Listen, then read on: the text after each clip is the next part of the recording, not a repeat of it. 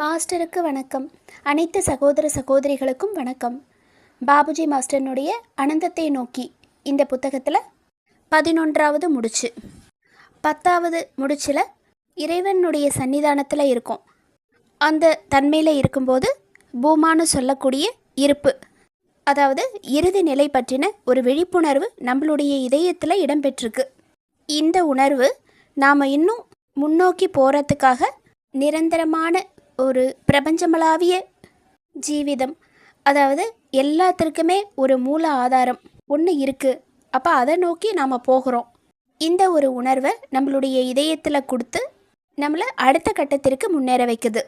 இப்போது 10வது முடிச்சில் சொல்லப்பட்ட அந்த நிலைகள் எல்லாத்தையுமே கடந்து இப்போது இந்த 11வது முடிச்சில் அடியெடுத்து வைக்கிறோம்.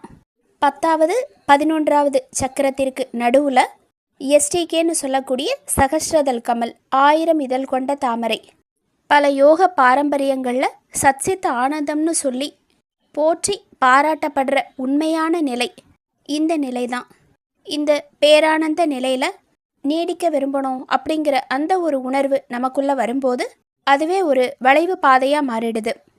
அப்போது நம்மளுடைய பயணத்தினுடைய அடுத்த கட்டத்திற்கு குருவினுடைய துணை கொண்டு மட்டும்தான் முன்னேறி செல்ல முடியுது. இங்கே அனுபவித்த அந்த பேரானந்த நிலையிலிருந்து வெளியே வந்து, அதாவது அதை கடந்து 11வது சக்கரத்தில் அடியெடுத்து வைக்கிறோம். இங்கே 11வது முடிச்சில் அமைதி அப்படிங்கிற அந்த ஒரு தன்மை முற்றிலுமாக மறைஞ்சு போய் இறைவனுக்கான ஒரு பரிதவிப்பால் நிரப்பப்படுறது நம்மளுடைய இதயம். அப்போது இங்கே காணப்படுற உணர்வுகளாக ஒரு தவிப்பு, அமைதியற்ற தன்மை, உதவியற்ற தன்மை, நான் பீஸ் அமைதியற்ற அமைதி நிலை, இந்த மாதிரி தன்மைகளாக நமக்குள்ளே வெளிப்படுது அப்படின்னு சொல்கிறாங்க. இந்த பரிதவிப்பு நிலை அப்படிங்கிறது நம்மளுடைய வளர்ச்சி, ஆன்மீக முன்னேற்றத்திற்கான அடுத்த கட்ட நிலைக்கு கூட்டிகிட்டு போகக்கூடிய ஒரு வாகனமாக இருக்குது. ஓரொரு நிலைகள்லையும் ஓரொரு முடிச்சுக்கள்லையும் நாம் முன்னேறும் போது இந்த பரிதவிப்பு நிலைங்கிறது நமக்குள்ளே இல்லைன்னா ஓரொரு முடிச்சுக்கள்லையும் நமக்கு கிடைக்கக்கூடிய உணர்வுகள், தன்மைகள், பரவசம், அந்த ஒரு நிலை, கிடைக்கப்பெறக்கூடிய சில சக்திகள், இது எல்லாத்துலேயுமே நாம் தங்கிடுறோம்.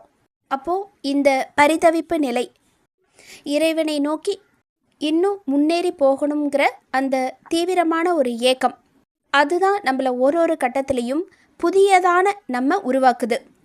தவிப்பு அப்படிங்கிறது ஆன்மீக வளர்ச்சிக்கு மிகவும் தேவைப்படக்கூடிய ஒன்று. தவிப்பு இல்லைன்னா முன்னேற்றம் தடைப்படும். அப்போது அந்த ஒரு பரிதவிப்பு நிலை இந்த 11வது சக்கரத்தில் அதிகமாக நமக்கு காணப்படுது அப்படிங்கிறத சொல்கிறாங்க. இந்த தவிப்பு நம்மளுடைய இதயத்தினுடைய ஆழத்தில் இருந்து உண்மையான ஆன்மீக ஓட்டமாக வெளிப்படுது. ஒரு நிரந்தரமான பிரபஞ்சமளாவிய இறுதி பரம்பொருள் தான் முடிவு.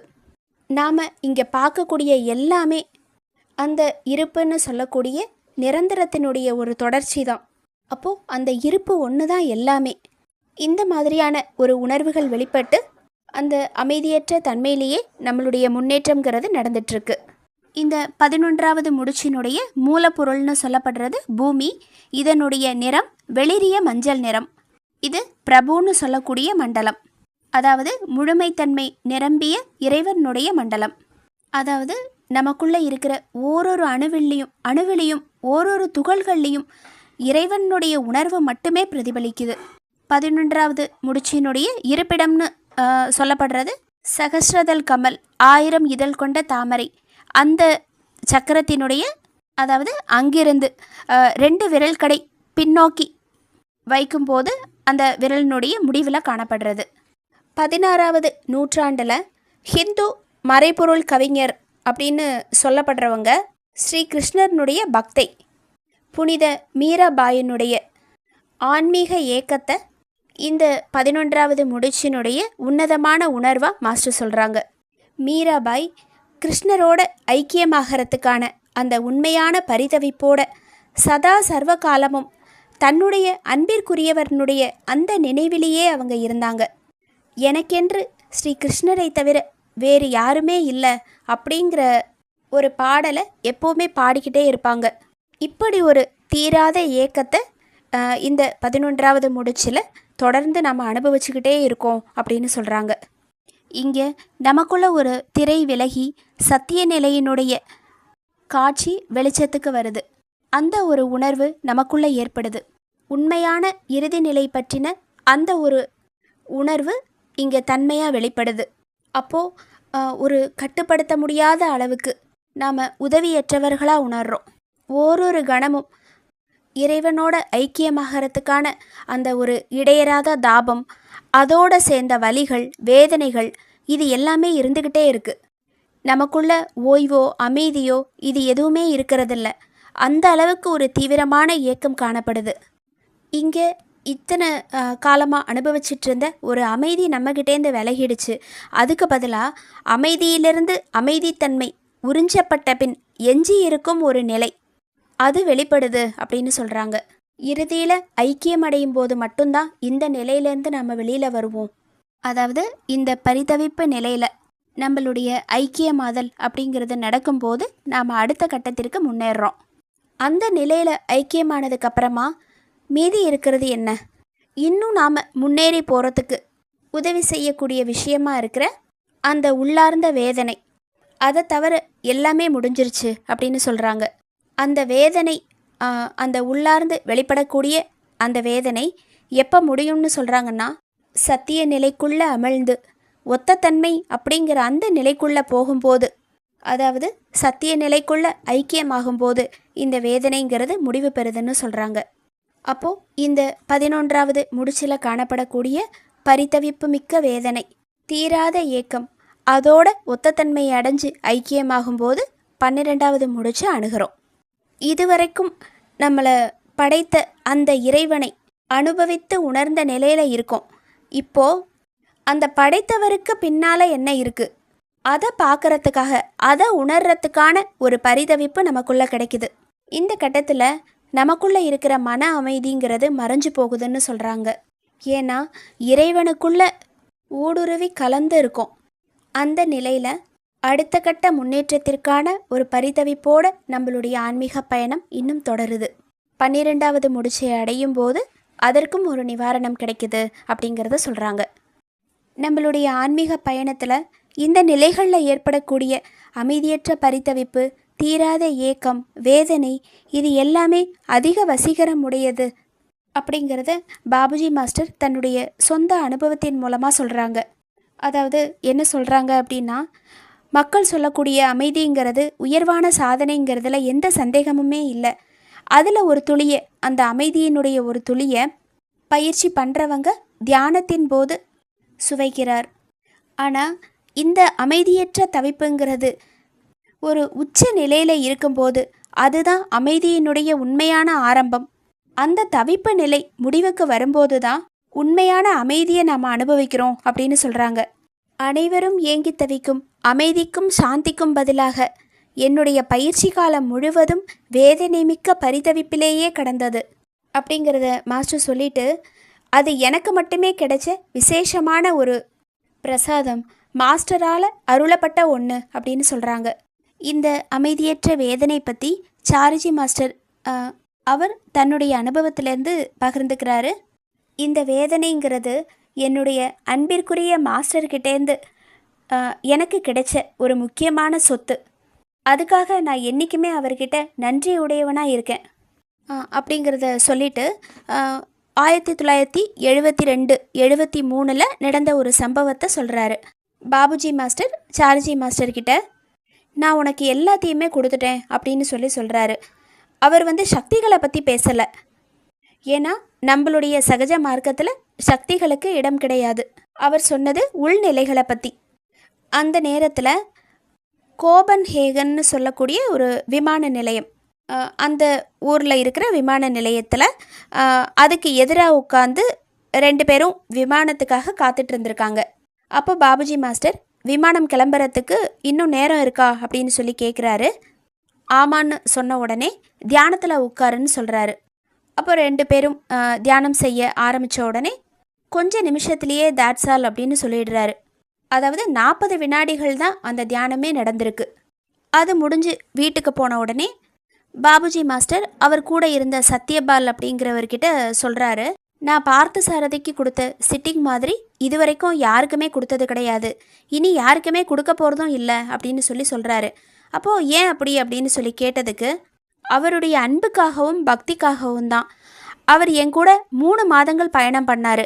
ஆனால் ஒரு முறை கூட தன்னுடைய வீட்டை பற்றியோ குடும்பத்தை பற்றியோ அவர் நினைக்கவே இல்லை.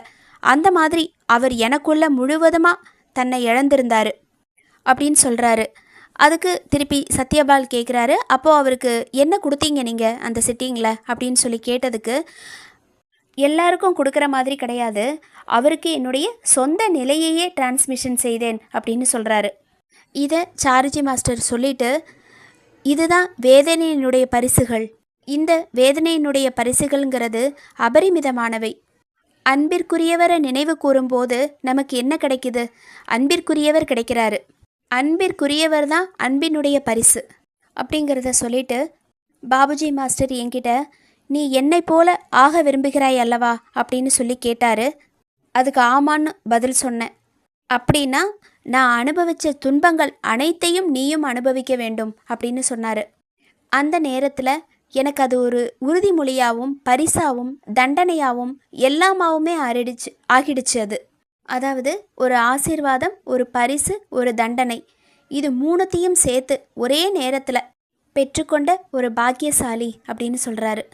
அப்போது இந்த வேதனை பரிதவிப்பு நிலை அப்படிங்கிறது கடவுள்கிட்டேருந்து வரக்கூடிய ஒரு பரிசு. ஏன்னா இது ஆன்மீகத்தினுடைய வேதனை. அந்த வேதனை எல்லை மீறும்போது அதுவே அதன் நிவாரணமாகிறது அப்படிங்கிறத சொல்கிறாங்க. 11வது இதோட முடிஞ்சது. கடைசியாக சாருஜி மாஸ்டர் சொன்ன ஒரு சின்ன கதை.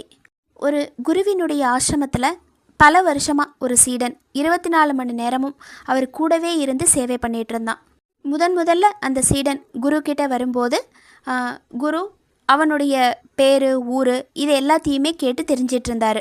ஆனால் அன்னிலேருந்து அவர் எப்போ கூப்பிட்டாலுமே இங்கே வாப்பா அப்படின்னு மட்டும்தான் கூப்பிடுவார். அப்படி கூப்பிட்டுட்டு உன் பேர் என்ன அப்படின்னு சொல்லி ஒரு தடவையும் கேட்பார். அதை கேட்டுட்டு அதுக்கப்புறமா அந்த பேர் சொல்லி அவனுக்கு என்ன வேலையோ அதை கொடுப்பாரு. ஆனால் அந்த சிஷ்யனுக்கு என்னைக்காவது ஒரு நாள் தன்னுடைய குரு தன்னுடைய பேரை சொல்லி அழைக்க மாட்டாரான்னு ஒரு ஏக்கம். ஒரு முறையும் கூப்பிட்டு என்னோட பேரை கேட்குறாரு, அவர் என் பேரை சொல்லி ஒரு தடவை கூட கூப்பிட மாட்டேங்கிறாரு, அந்த ஒரு எண்ணத்தோட ரொம்ப வருஷம் அவன் வருத்தப்பட்டு பொறுமையாக இருந்தான். ஒரு நாள் பொறுக்க முடியாமல் குருவினுடைய கால்லையே விழுந்து, நான் இவ்வளோ காலமாக ஸ்ரத்தையோட எல்லா பணிவிடைகளும் செஞ்சிட்ருக்கேன், என்னையே நீங்கள் பேரிட்டே கூப்பிட மாட்டேங்கிறீங்க, எனக்கு எந்த முன்னேற்றமுமே கிடைக்காதா அப்படின்னு சொல்லி கதறி அழறான். அப்போது குரு சிரிச்சுக்கிட்டே சொல்கிறாரு, அப்பா என்னுடைய மனதில் ஒரே ஒரு பெயர் மட்டும்தான் இருக்குது, அது கடவுளினுடைய பெயர், 2வது பெயருக்கு இங்கே இடமே கிடையாது அப்படின்னு சொல்கிறாரு. இந்த கதையை சாருஜி மாஸ்டர் சொல்லிவிட்டு, இதை நிலையான நினைவுக்கு ஒரு உதாரணமாக எடுத்துக்கலாம். பாபுஜி மாஸ்டரே சொல்லியிருக்கிறாரு, லாலாஜியை பார்த்த கண்கள் வேறு எவரையும் பார்ப்பதில்லை, அவர் சொன்ன சொல்லை தவிர இன்னொருவர் சொல்லையும் நான் கேட்பதில்லை. யாருக்கு நான் நன்றி செலுத்த வேண்டும் என்றால் லாலாஜி ஒருவருக்குத்தான். கடவுளை பார்த்தாலும் கூட லாலாஜியின் அனுகிரகத்திலேயே தான் நான் பார்த்தேன் அப்படின்னு சொல்லியிருக்கிறாரு. அதை பற்றி எழுதியும் இருக்காரு. அப்போது நிலையான நினைவுங்கிறது எப்படி இருக்கணும்? ஆலமரத்தினுடைய விழுது மாதிரி இருக்கணும் அப்படிங்கிறத சொல்கிறாங்க. அப்போது அந்த மாதிரி நிலையான நினைவு, இடைவெளி இல்லாமல் குருவை பற்றி நினைக்கக்கூடிய ஒரு தன்மை நமக்கு ஏற்படுற வரைக்கும் நிஜமான முன்னேற்றங்கிறது இருக்காது. மாஸ்டருக்கு நன்றி, அனைத்து சகோதர சகோதரிகளுக்கும் நன்றி.